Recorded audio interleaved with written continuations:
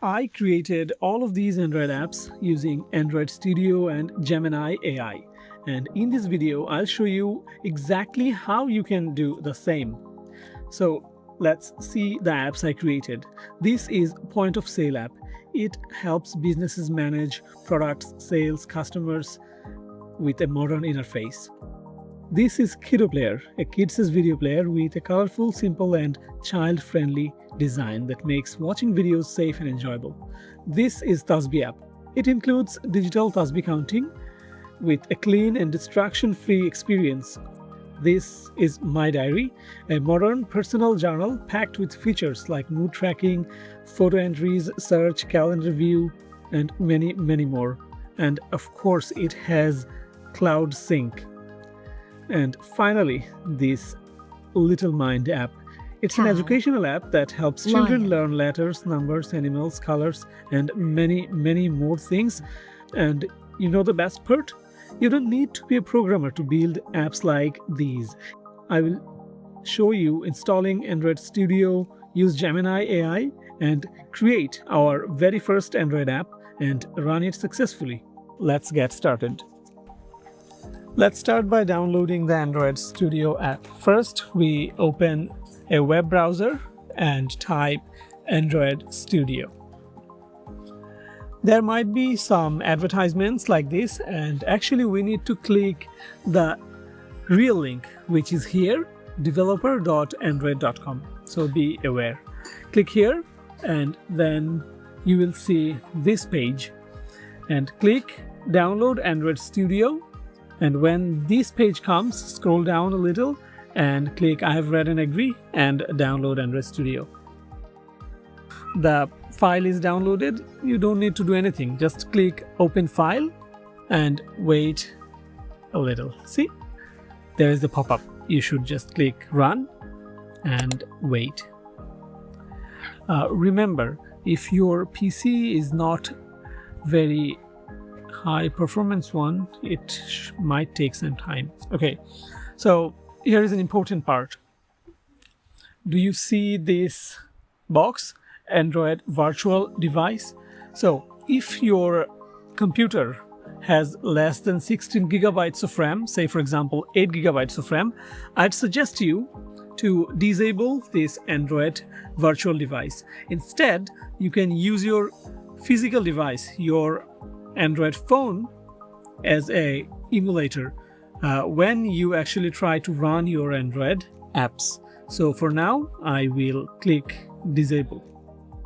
Now click next and click next again. Click install. Just click finish and it will automatically start Android Studio. You have to wait for some time. Click next and next again. See, these files will be downloaded. It will take some time based on your internet connection. Just click next. Click accept and next. Click finish and congratulations. Now you have Android Studio fully installed on your device. Now let's create our first project. Click New Project and select Empty Activity. And for our first project, we will be creating a note-taking app. It is one of the easiest apps to demonstrate and simplest. And in our next videos, we will be creating many different and complex apps. So let's continue. Let's press Next and give the app a name. We name it Notes. And for the package name, you can use your name or anything you want. So there is a tradition in package names like this: the company name the app name. You can put anything here actually, but let's stick to the tradition. So we type com.myname, TOUKIR.notes, which is our app name. And from minimum SDK, we have to select what's the oldest Android device we want our app to support. So we can select Android 7, 6 or something like that, but I think we don't need to do that because most of our Android phones are running on Android 9, 10 or something like that. So for this project, I will be selecting Android 10. You can select any one of these, there is no problem. And click Finish.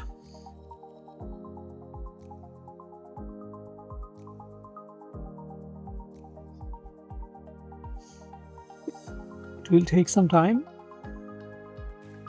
As this is our first project, most of the things will take a long time. So click Allow when this pop-up comes in. So as I was saying, as this is the first time we are using Android Studio, it will download thousands of files, almost 50, 60 or 70,000 small files to run everything properly. So things will be slower. So don't worry about that. On our next projects, things will be much faster. So now let's sign into our Google account. Here, let me sign in real quick. So click sign in. Okay, so we have successfully signed in. Now open Android Studio. We don't need to click this, just click Finish. Okay, so we have signed in. Now we need to select this checkbox and scroll down and click Next, and scroll down again and click Next.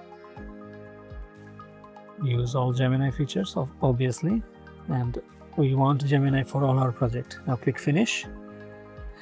Congratulations, everything is almost set up. We just need to give our prompts here. We don't need to write a single line of code, and there will be errors while making the app, and I will be showing you how to deal with those errors. So let's put our first prompt here. I want to create an Android Note app. Very basic.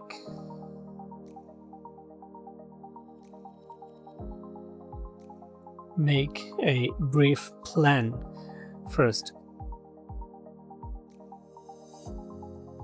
Our plan is ready. You can see this. Gemini has created a very beautiful plan for us, and we just need to tell it to proceed and type proceed and just wait. It will take a long time, as I said, for the first time, and when these pop-ups comes in, just click always allow. It will take around 20 to 25 minutes for the first time, so I'm just skipping this. So whenever these pop-ups comes in, just click always allow, like this. And sometimes you will be seeing these errors like this.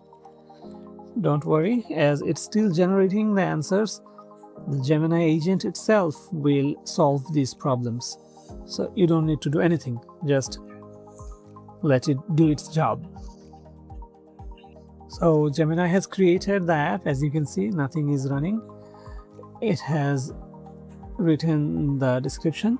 Now we need to connect our phone to the computer to install this app, as we did not install any emulator because our laptop has only 8 GB of RAM. So let me show you how to enable USB debugging and connect the phone to your PC. And when you connect your PC, this no device will be changed into your device's name. You need to open your phone's settings and then go to About Phone, and then tap this build number 7 times, and it will say that developer options is enabled. Then go back and go to system settings and scroll down and go to developer settings, And from here, enable USB debugging. And always allow, and click allow. Then you will see your phone's name showing up here. Now we press this Run App button to install the app on our phone. We are seeing some errors. Copy this error log by pressing Ctrl C and pasting it here with Ctrl V and press enter.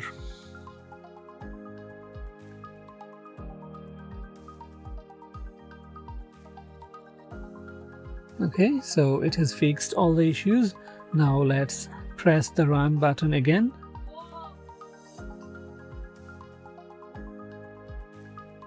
Okay, so we have a few more errors now. So can you see here it says 8 errors. So I click here and copy this entire error log by Ctrl C and paste it here with Ctrl V and press enter. Okay, so it took some time and it fixed all the issues. We cannot actually press the Run app now. It's called Gradle button. Click it. It will take some time. And when you press this Run button, we see launching on device. It means the app is being installed on a device. So the app is actually installed in 5 seconds. You can see on this screen here. We have built the Android app and it's successfully installed on our phone. See? Okay, so we can put a title and the contents here, anything we like. We can write anything here. Okay, and click the tick icon to save the note. This is a very basic Android app. We need to enhance it further. I opened this project on my computer and I'm typing this new prompt. I want to have rich text editor. We want to have some options like bold, italic, and other options. So here is my prompt. And we press enter. This will create the rich text feature. You know, this feature is very nice to have. Many word apps and note-taking apps have this feature. Gemini has created this new feature. We just open the app. And I forgot to tell you that I actually have installed the emulator here on this computer, so I don't need my physical device. I can test it here. So as you can see on the screen, we have bold, italic, and underline and sorting and numbering options. They works just fine. Okay, so we want to make it even better looking. So let's change the homepage design a little bit and give the prompt. And I give the prompt here and press enter. Okay, so it has made a plan and I just type proceed, and within a short time it will create our desired feature. And when we open this app, we see this card style design, as you can see. Now let's say we want to have a dedicated dark and light mode option. So we type the prompt here and press enter and wait a few moments and it's done as well.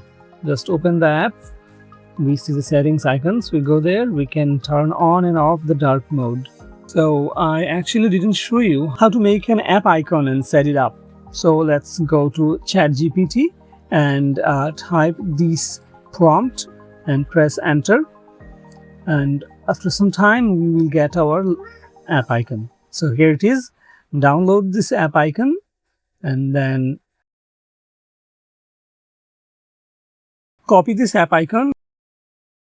Now go to local disk and then users and then administrator or whatever your name is, and then find out this Android projects folder, find out these and find out this Android projects folder, open it, and you will have just your one single project. Click it and then go to app and then src main. Okay, and here in this drawable folder paste your icon. Just rename it anything you like. I'm renaming it to notes icon.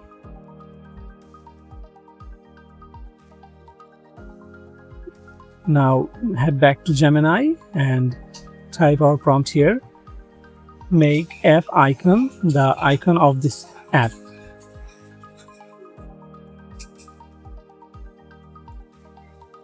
And press enter.